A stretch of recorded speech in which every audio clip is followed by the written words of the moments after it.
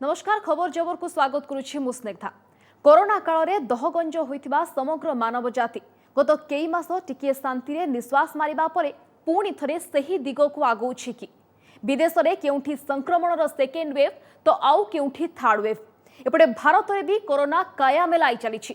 गत बुधवार 35,871 नुआ आक्रांत चिन्हट होइथिबा बेले गत 24 घंटा रे एही संख्या 39,000 टेंछि।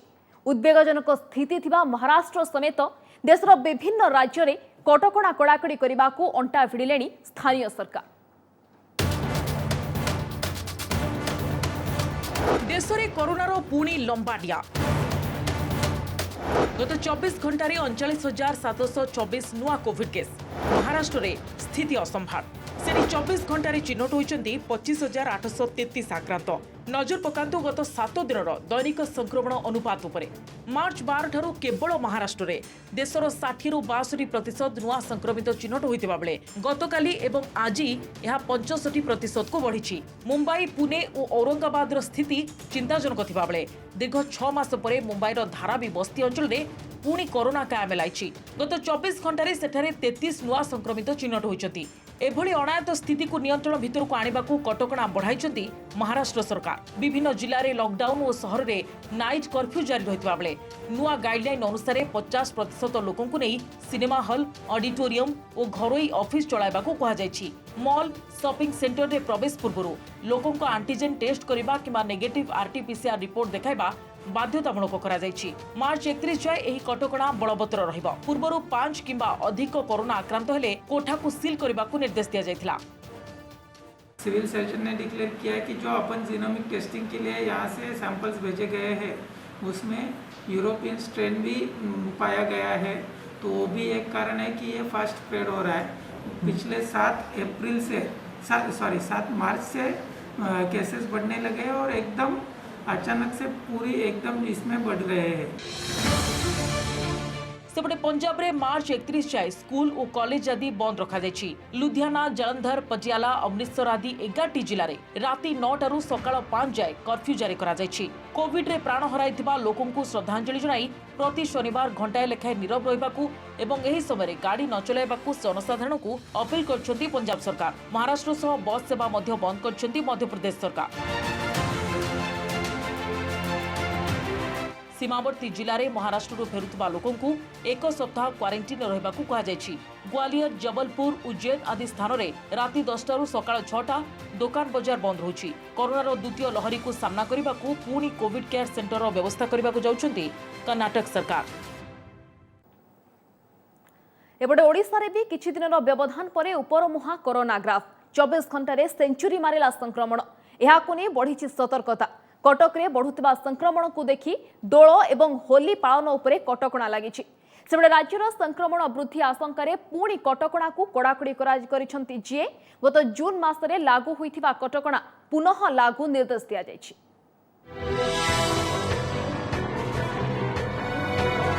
पुणी कोरोनार नाली आखि दैनिक भित्तिरे राज्य में बढ़ी चली संक्रमण। गत 24 घंटे आक्रांतक संख्या 100 टपिछि। विभिन्न जिलूर 110 नुआ संक्रमित चिन्हट होती। एमानक मध्यरु 64 जन क्वारंटाइन होइथिबा बेले 46 लोकल केस रही। कटक जिलूर सर्वाधिक 20 आक्रांत चिन्हट होती। एमानक मध्यरे एक घरोई कॉलेज 13 जन छात्र छात्री रही। दिनक पूर्व एठाकार 12 छात्र छात्री पॉजिटिव थिबा जणा पड़िथिला। सेबरी खोर्धा जिलूर 15, मयूरभंज और नुआपड़ारू 9 जन लेखाए, सुंदरगढ़ 7 और अनुगुल और गंजामरू 6 लेखाए आक्रांत चिन्हट होइथिबा बेले जाजपुर चिन्हट होइछन्ती 5 आक्रांत। गत किछि दिन धरि कटक और भुवनेश्वर संख्या 2 अंक रहुथिबारु पुणी तत्पर होइछि प्रशासन। रोगी चिन्हट प्रक्रिया को पुणी जोरदार करा जायछि। रेल और विमान यात्रीक उपरे कड़ा नजर रखा जायछि। मझे कांटेक्ट ट्रेसिंग एते स्ट्रांग है नथिला। लास्ट 15-20 दिन हैला as per government order we are doing very thorough contact tracing. तो से भितरे केतेटा नंबर बढ़ी छी। एयरपोर्ट एंड रेलवे स्टेशन रे हमार स्क्रीनिंग सिस्टम अछि एंड हमार टेस्टिंग सेठी एंटीजन टेस्टिंग भी रखी छु। राज्य में स्थिति चिंताजनक नथिले मध्य आगकू संक्रमण बढ़ी पारे बोली आशंका करछन्ती आईएलएस निर्देशक।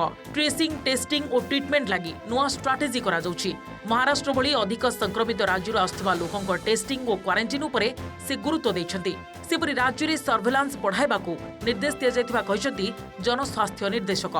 जदिओ आमर ओडिशा रे सेटा बढ़ी नहीं तथापि आमको सतर्क रहा पड़ो एटार चान्स अच्छी बढ़िबार आशा भी अच्छी तेणु से आम समस्त को आदर जो काली जो प्राइम मिनिस्टर मीटिंग थी जो थे से कहले ट्रेस टेस्ट एंड ट्रीट ये तीन प्रिंसिपल नहीं कि आमको केमी गोटे स्ट्राटेजी बाहर करने पड़ो जो थे कि आमर पॉजिटिविटी रेट जमी न बढ़े जेहेतु आम आखपाखे बढ़ुची तेणु नजर रखा जाइए लोकों जीवा आसवा बाहर जी आसुँच लक्षण प्रकाश पाइले टेस्ट करने कहुई से क्वारंटाइन रहतु बोली रिक्वेस्ट कराई एंड जिला प्रशासन को आम कर्मकर्ता मान निर्देश अच्छी से ट्रैक रे रखिबे एवं टेस्टिंग ट्रैकिंग बढ़ेबे। भुवनेश्वर कैमरा पर्सन अमूल्य कपिलेन्द्र प्रधान और सौम्यरंजन साहू को रिपोर्ट ओटीवी। भारत सह शांति प्रतिष्ठा सपक्ष में पाकिस्तान सेना मुख्य बाजवा पुणी थरे मैत्रीर हाथ बढ़ाइबा चेष्टा करिसेंती बाजवा कहिसेंती अतीत को भूली दुई देश आगो को बढ़िबा दरकार यह उभयों लागि मंगलकारी दक्षिण एशिया रे लागि रहिथिबा अचलावस्था दूर हेबा दरकार बोली से मत दैछंती।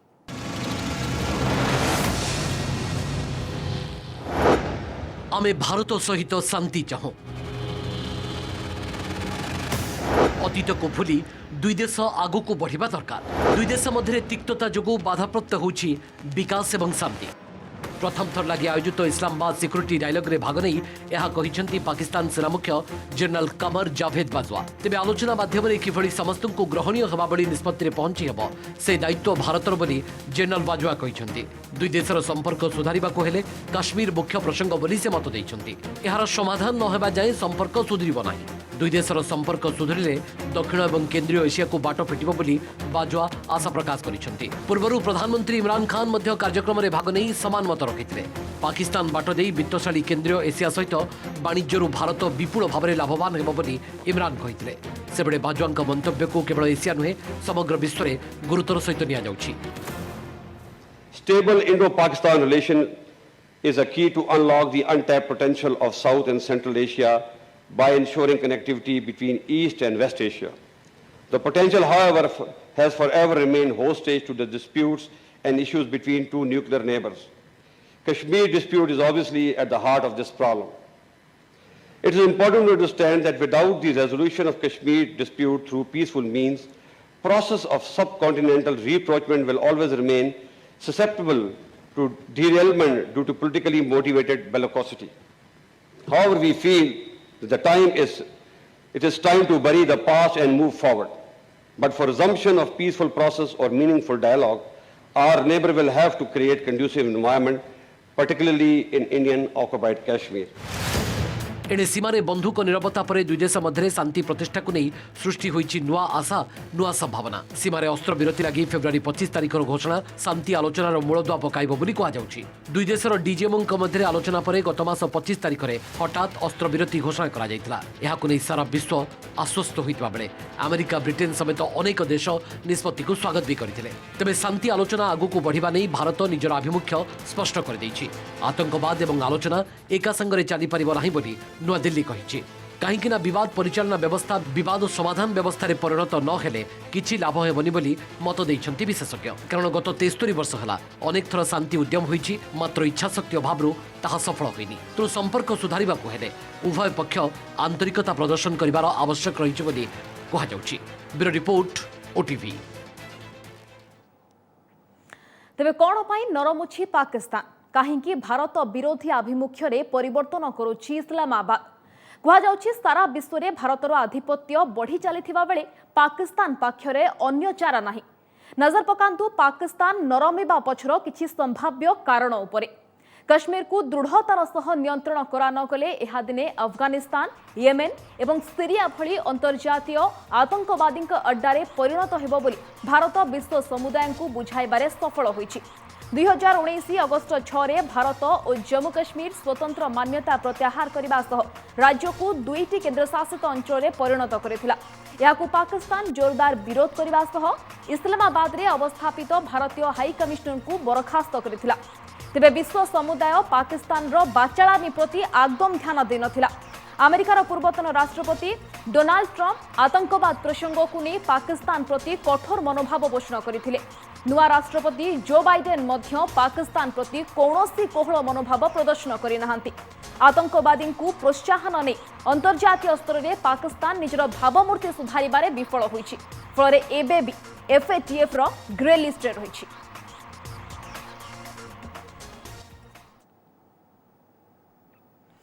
यार आउ एक संभाव्य कारण है जातिसंघ हेउ कि सार्क आंचलिक संगठन प्रति फोरम रे भारत पाकिस्तान रो असल मुखा खोली आसुछि।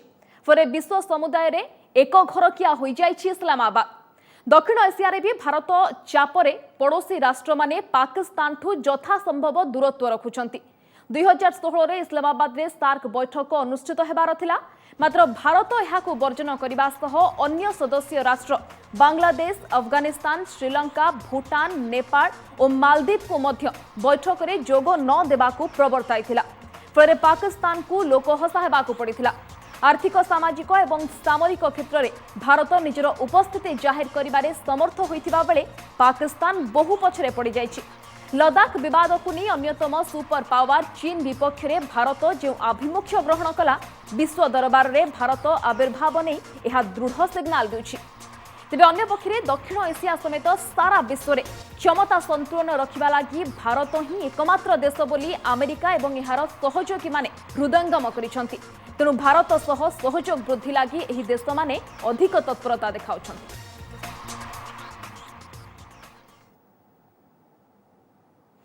केवल एतिकी नुहे, सीपेक एवं अन्यान्य प्रकल्प द्वारा चीन पाकिस्तान रे विपुल पुंजी विनियोग करुछि। तेरे चीन रो चंचकता विषय रे कहारी को अछपा नाही। आर्थिक सहायता नारे चीन किभଳି अन्य देश रे आर्थिक प्रतिष्ठान उपरे कब्जा करे ता श्रीलंका हाम्बानटोटा बंदर लीज प्रसंगरु स्पष्ट होई जाइछि। तेणु पाकिस्तानवासी एमिति कि इमरान खान प्रशासन मध्य चीन उपरे विश्वास करि पारु नाही। अन्य पक्षरे भारत सह व्यवसाय बंद हेबा परठारु पाकिस्तान अर्थनीति दुर्गति मुहा होइछि। देश में घोर खाद्याभाव सांगकु दर मध्य आकाश छुआ होइछि। अन्य पक्षरे कोरोना लड़ाई रे भी पाकिस्तान सरकार सारा विश्व रे पछरे पड़िछंती। भारत अधिकांश देश को मागणारे टीका जोगाई देथिबा बेले पाकिस्तान सेथरु वंचित होइछि। अधिकांश पाकिस्तानी चीनी टीका बदल में भारतीय टीका को पसंद करुछंती। विभिन्न प्रसंग को नहीं पाकिस्तान सरकार देश एवं विदेश में समालोचनार शिकार होइथिबारु भारत प्रति निजर मनोभाव बदलाइबा लागि मध्य बाध्य होइथिबा कहा जाउछि। आगो को फिटनेस देखि रास्ता रे दौड़िबो गाड़ी। जदि गाड़ी फिटनेस टेस्ट रे फेल हुए एहाकू डी रेजिस्टर करी देई पारंती सरकार। गतकाली लोकसभा रे सड़क एवं परिवहन मंत्री नितिन गडकरी गाड़ी को नहीं नूतन स्कार्पिंग पॉलिसी घोषणा करिसंती। एही नीति रे पुराना गाड़ी बदलाई नुआ गाड़ी किनिबा उपरे मालिकों को प्रोत्साहन मिलिबा व्यवस्था थिबा बेले अन्यपटे पुराना गाड़ी चलाइबा को हेले अनेक नुआ कटकणा रहिछि।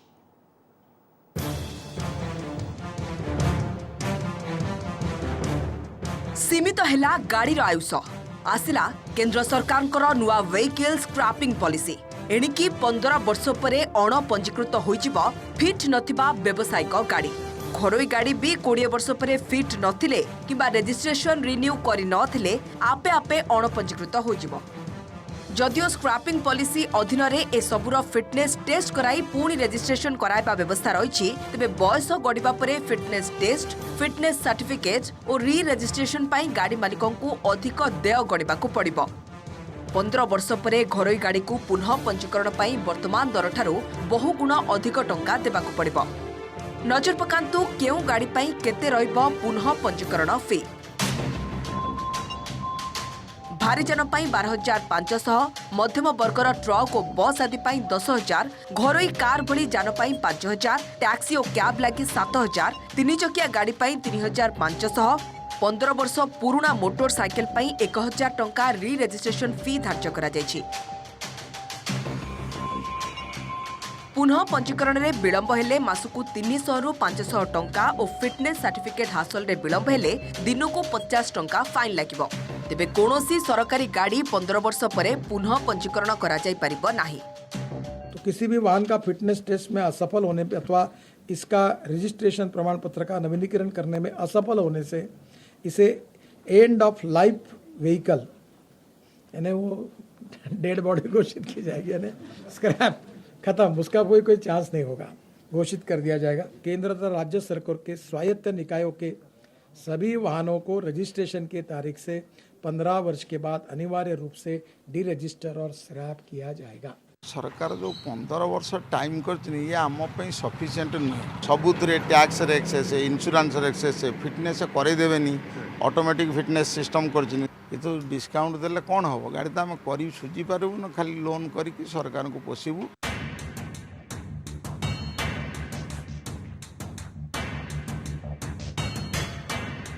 15 वर्षरू पुराना गाड़ी को स्क्रैप बा नष्ट करी नुआ गाड़ी किनिबा को चाहुतिले स्क्रैपिंग पॉलिसी रे आकर्षणीय प्रोत्साहनर व्यवस्था रही। देशर जेकोसी राज्य रे थिबा स्क्रैपिंग सेंटर रे पुराना गाड़ी स्क्रैप करी नुआ गाड़ीर मूल्य उपरे 6 ରୁ 8% रिहाती पाइहिबो। नुआ गाड़ी किनिबा को थिबा ग्राहकक लागि जीएसटी रे छाड़ करिबा को मध्य प्रस्ताव रखिचंती सरकार। जो माने पुराना बदलाई नुआ गाड़ी किनिबे सेमानक लागि परिवहन टिकस रे 25% छाड़ करिबा को राज्य को परामर्श दैछंती केंद्र सरकार। सेहीपरि व्यावसायिक गाड़ी क्षेत्र में राज्य को 15% टिकस छाड़ करने को परामर्श देछंती। गाड़ी निर्माता को पुराना गाड़ी बदलाउथबा मालिकों को नुआ गाड़ी किनिबा बेले 5% रिहाती देबाको परामर्श दिया जायछि। तेबे वर्तमान सुद्धा एहा उपरे कोनोसी नीतिगत निष्पत्ति होई नाही। जीएसटी परिषद बैठक परे ही चूड़ांत निष्पत्ति होई पारे। जो साधारण लोक जो माने कि खंडे गाड़ी करचंती किबा कमर्शियल व्हीकल जो माने करिकि बुढ़ा लोक परिवार चलाउची तापाई ये बहुत कष्टदायक हम से खंडे सेकेंड हैंड गाड़ी किनी लक्ष टଙ୍କା ଦେଇକି कि लक्ष 1.5 लाख टଙ୍କା ଦେଇକି गोटे गाड़ी किनी 5 लाख टଙ୍କାର गाड़ी नुआ होउची से 5 लाख ଦେଇକି चढ़ी परिबोनी। तेणु जो माने जो स्तर रे अछन से माने से स्तर रे रहिबे जो माने बड़ लोक अछन से नुआ नुआ गाड़ी चढ़िबे। गाड़ी गुड़िकर फिटनेस नियम आसंता अक्टोबर 1 सुधा आसीजिवो बोली कहछंती केंद्र सड़क और परिवहन मंत्री। सरकारी एवं सरकारी अधिकृत संस्था गुड़िकर गाड़ी गुड़िकु आसंता वर्ष एप्रिल 1 रु स्क्रैप करिबा आरंभ हेबो। स्क्रैपिंग पॉलिसी अनुसार भारी व्यावसायिक गाड़ी गुड़िकर फिटनेस परीक्षा 1 एप्रिल 2022 रे बाध्यतामूलक होइजिवो। अन्य सबु गाड़ी गुड़िक पई 1 जून 2024 रु फिटनेस टेस्टिंग करिबाकू योजना रहिछि। तेबे विंटेज कार उपरे स्क्रैपिंग नीति लागू हेबो नाही। अर्थव्यवस्था सुधार आनिबा सह नियुक्ति सृष्टि करने लक्ष्य रखिछंती केंद्र सरकार। एही व्यवस्था द्वारा देश में अतिरिक्त 10,000 कोटीर पुंजीनिवेश सह 35,000 नूतन नियुक्ति सृष्टि हेबो बोली आशा प्रकाश करिछंती केंद्र सड़क परिवहन मंत्री। एथिसह परिवेश प्रदूषण रोकिबा दिगरे मध्य एहा सहायक हेबो।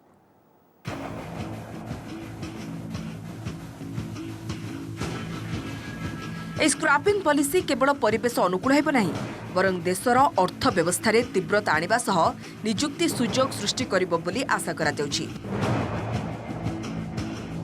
रिपोर्ट अनुसार देश में 20 वर्षरू अधिक पुराना हालुका गाड़ी संख्या 51 लाख रु अधिक। 15 वर्षरू अधिक पुराना गाड़ी संख्या प्राय 34 लाख।